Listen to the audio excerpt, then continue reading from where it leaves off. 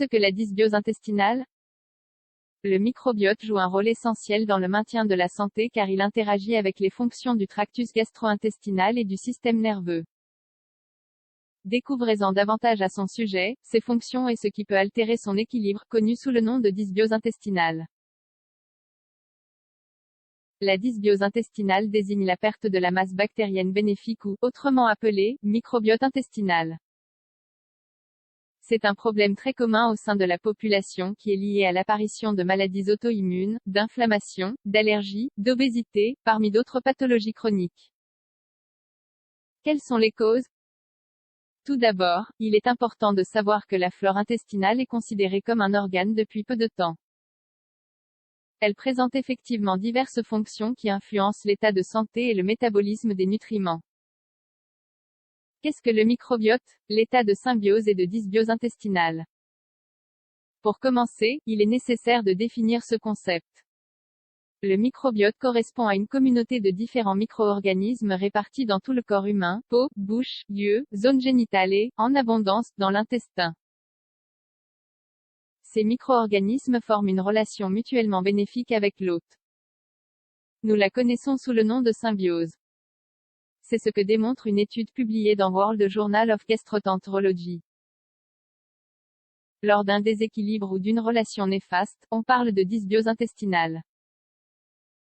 De nombreuses personnes qualifient le microbiote intestinal d'organe métabolique, car il contribue à, dans un premier temps, conserver l'intégrité de la muqueuse.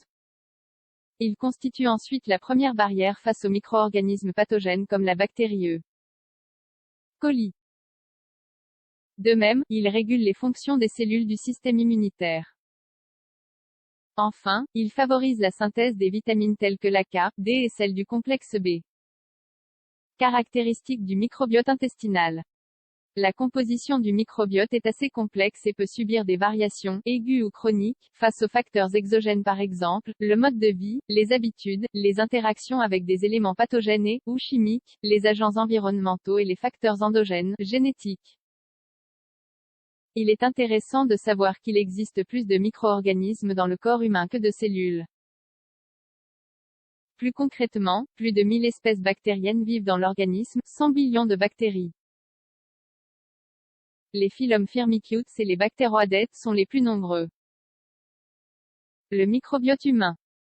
La croissance de la population microbienne qui colonise l'intestin commence dès la naissance. Elle est renforcée par l'accouchement vaginal et l'allaitement exclusif jusqu'à 6 mois. Puis, avec l'alimentation et l'interaction avec l'environnement, des changements dans la composition du microbiote commencent à surgir. Ces derniers définiront la santé de l'individu. Selon une étude publiée dans le journal espagnol d'endocrinologie et de pédiatrie par Tinaon et al., les micro-organismes prédominants dans le tractus gastro-intestinal humain sont estomac, Helicobacter pylori, Proteobacteria, Lactobacillus firmicutes, Streptococcus firmicutes. Duodénum, bactéroides, bactéroïdetes, Lactobacillus firmicutes, Streptococcus firmicutes, Staphylococcus firmicutes. Jéjunum, bactéroides, bactéroïdetes, Lactobacillus firmicutes, Streptococcus firmicutes, Bacillus firmicutes. Iléon, bactéroides, bactéroïdetes, Clostridium firmicutes, Enterobacteriaceae, Proteobacteria, Enterococcus firmicutes, Lactobacillus firmicutes, Veillonella firmicutes.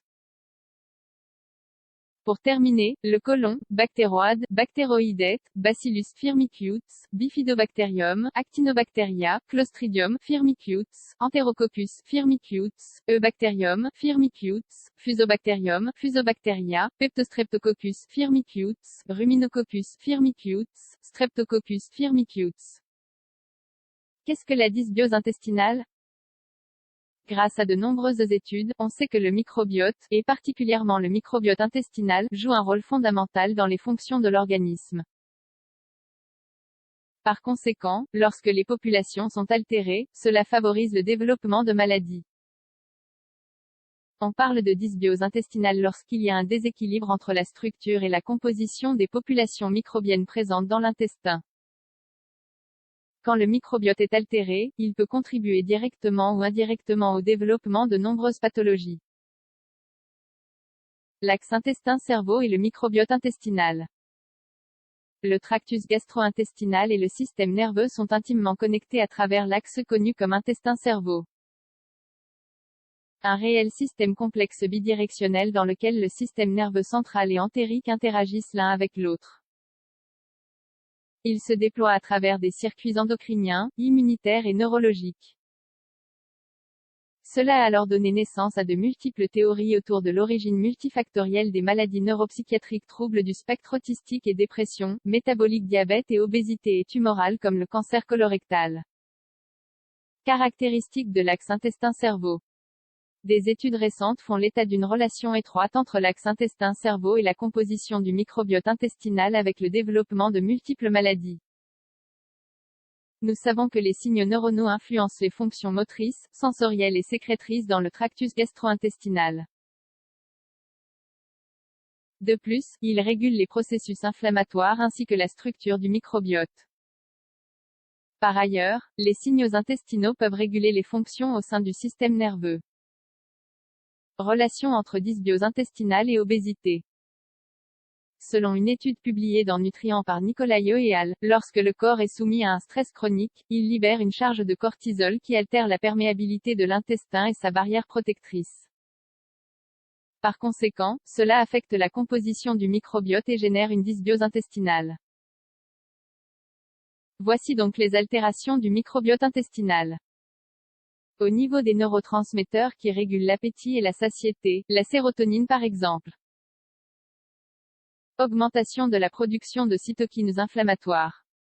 Altération des réserves de graisse. Ces changements déclenchent un terrain favorable au développement d'altérations métaboliques importantes ainsi qu'un comportement alimentaire déséquilibré. Importance de maintenir l'équilibre du microbiote. Pour terminer, il est primordial de maintenir une composition adéquate de la population microbienne de l'intestin. À ce propos, nous savons que les caractéristiques de l'alimentation ainsi que les facteurs génétiques ont une influence sur sa structure. Par conséquent, une alimentation variée, avec une consommation élevée de légumes, de fruits et de céréales complètes, fournit des fibres comme aliment principal pour les bactéries intestinales. Prendre soin de l'ingestion d'aliments transformés, riches en sucre ou en édulcorants, ainsi que la gestion du stress à travers la pratique de méditation et d'exercice, sont des mesures importantes pour éviter la dysbiose intestinale.